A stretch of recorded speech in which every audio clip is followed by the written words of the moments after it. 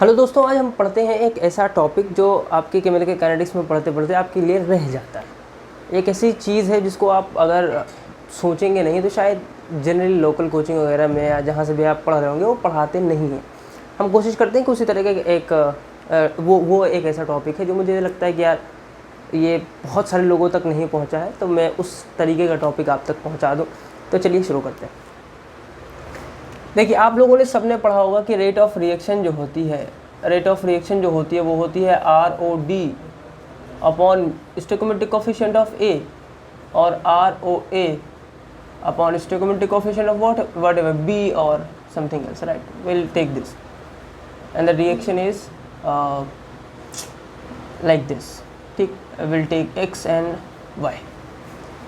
इस तरह की रिएक्शन में हमने ऐसा लिया है, ये आपने पढ़ रखा है। आपने इससे रेट लॉ निकाला होगा। रेट लॉ निकालने के बाद आपको यहाँ पर फर्स्ट ऑर्डर रिएक्शन के लिए K into t is equals to ln A0 upon AT भी मिला होगा, और ज़ीरो ऑर्डर रिएक्शन के लिए A0 minus AT is equals to KT भी मिला होगा।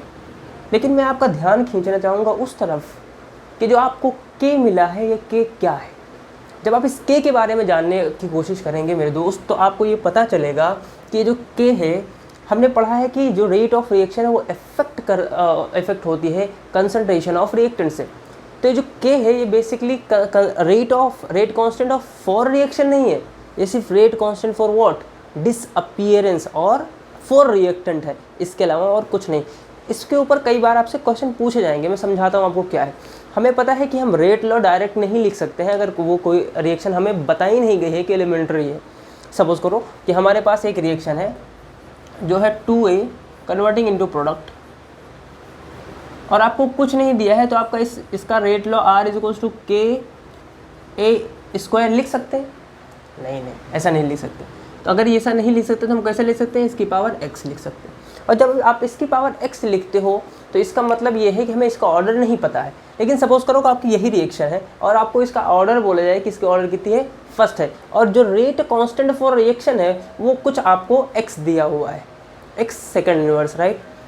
तब आपको क्या लगता है कि जो आप K into t is equals to ln A0 upon AT में जो पुट करोगे K, वो कौन सा K होना चाहिए? बस यही मैं आपको बताना चाह रहा हूँ कि इसके ऊपर कई स्पेशली जे एडवांस में क्वेश्चन आते हैं।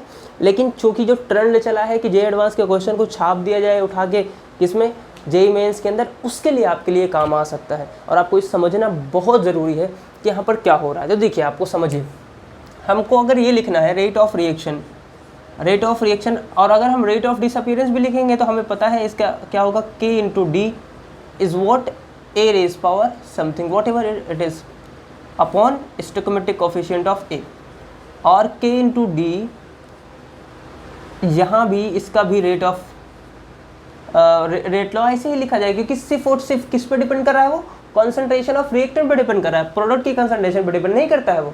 ये बात ध्यान रखिए। इसके ऊपर क्वेश्चन ढेर सारे आते हैं जो आपके काम में आ सकते हैं। आप इसको बढ़िया तरीके से केमिकल काइनेटिक्स के क्वेश्चन बना सकते हैं। तो जब आप इसको और रेट ऑफ रिएक्शन भी यहाँ पर हम लिख सकते हैं कि ये जो रेट कांस्टेंट है, ये जो रेट कांस्टेंट है, ये क्या है, मैं प्रूफ करके बता दूँ, देखो समझो। मैं इसके लिए लेता हूँ, अगर ये स्टोइकोमेट्रिक कोफिशिएंट भी कितना है, 1 है, और यहाँ पर आपको दिख भी रहा है कि फर्स्ट ऑर्डर रिएक्शन है, तब यहाँ पर कोई प्रॉब्लम नहीं होगी। मतलब K जो होगा वो किसके बराबर होगा, KD के बराबर होगा। और आप इसी तरीके के सारे क्वेश्चन करते हुए अब तक आए हैं। आपको जितने भी फर्स्ट ऑर्डर रिएक्शन के आपने क्वेश्चन किए हैं, उन सब में कहीं भी आपको ऐसा नहीं दिखा होगा कि यहाँ पर जो हमने लिया है उसका कोफिशिएंट कितना दिया हुआ है, कुछ कोफिशिएंट दिया हुआ है और उसका ऑर्डर अलग है, मतलब ये कॉम्प्लेक्स रिएक्शन है। आपने जितने भी पढ़े हैं सब एलिमेंट्री रिएक्शन के लिए किए हैं। अगर ऐसा आ रहा है तो इसका मतलब ये कॉम्प्लेक्स रिएक्शन है जो हमें अभी समझ में नहीं आई है। तो मैं उसी रिएक्शन की बात कर रहा हूँ। तो यहाँ पर हम जब रिएक्शन देख पा रहे हैं तो हम यहाँ पर ये देख पा रहे हैं कि जो KD हमें चाहिए, क्योंकि हमें यहाँ पर KD रखना है, हम ये जो K यहाँ पर देख रहे हैं, K नहीं, बेसिकली क्या है, KD है, मतलब डिसअपीयरेंस का कांस्टेंट है वो, रेट कांस्टेंट।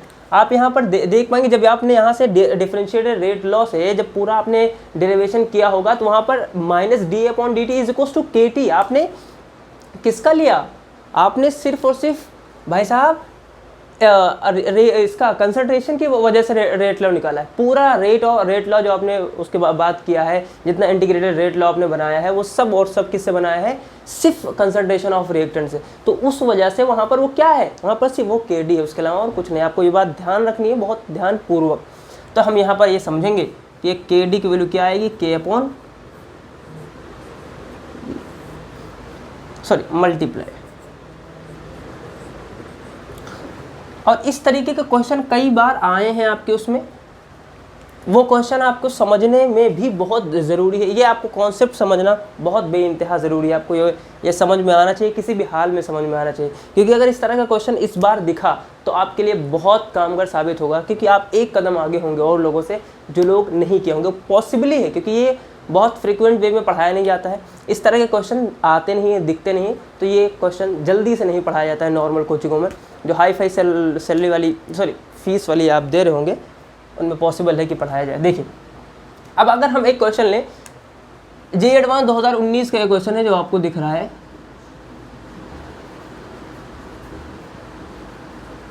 और इस क्वेश्चन में आप जब पढ़ेंगे तो आपको क्या दिख रहा होगा कि एक रिएक्शन है, वो क्या है, 2 times of N2O5 which is converting into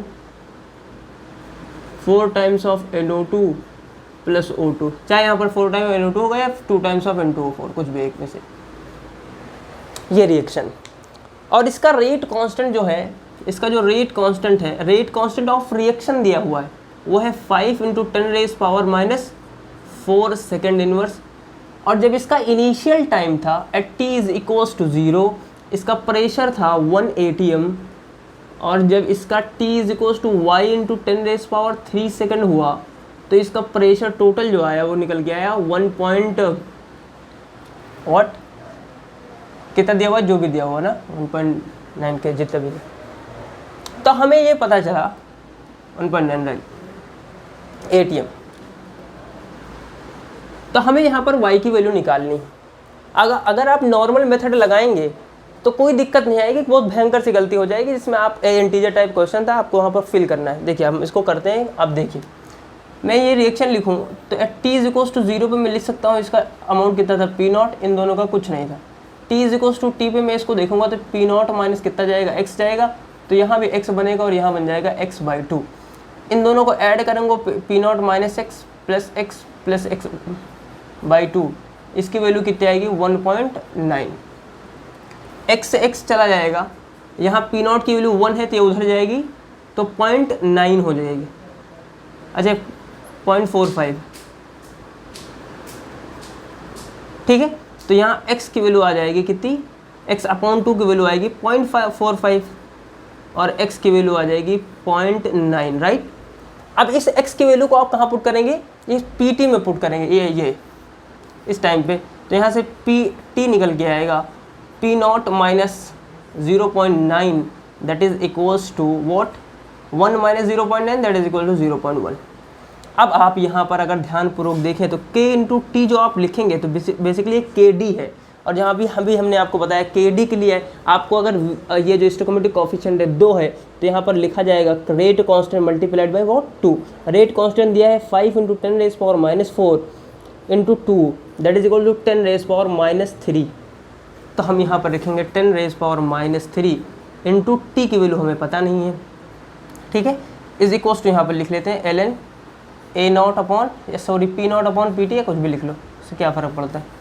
ln P0 की वैल्यू है 1, PT की वैल्यू है कितनी, PT की वैल्यू है 0.1, तो ये यहाँ से 0 हो जाएगा, यहाँ पर चला जाएगा ln 10 की वैल्यू मिल जाएगी आपको log बेस E को जब हम कन्वर्ट करते हैं log बेस 10 में तो मल्टीप्लाई करते हैं 2.303 से, तो यहाँ पर मैं लिख सकता हूँ 2.3 इंटू लॉग बेस 10 की वैल्यू हो जाएगी 1, तो यहाँ मिल जाएगा इस T की वैल्यू मिलेगी T = 2.3 अपॉन 10⁻³ 2.3 इंटू 10⁻³। तो यहाँ पर y की वैल्यू जो आपको मिलेगी वो मिलेगी 2.3। अब आपको एक बात समझ में आ रही होगी, ये जितना भी आपने किया हो सकता है आप कर पा रहे होंगे, कर सकते थे, लेकिन ये जो क्वेश्चन आपने अभी देखा है, इस क्वेश्चन को के टाइप पूछे जाने की जो पॉसिबिलिटी मेरे दोस्त बहुत ज़्यादा है। तो ये जो कॉन्सेप्ट है जो आपको अभी शायद पता नहीं आपको पढ़ा है नहीं पढ़ा है, और अगर पढ़ा है तो इसको दोबारा बार बार इसको समझने की कोशिश जो है आपकी लगी रहनी चाहिए। ये बहुत बढ़िया सा कॉन्सेप्ट है जो आपके दिमाग में हो सकता है आए या कभी कभी फिसल जाए, तो इस वजह से आप इस पर फोकस करें और इसको बेहतर करने की कोशिश करें, है ना। Thank you very much.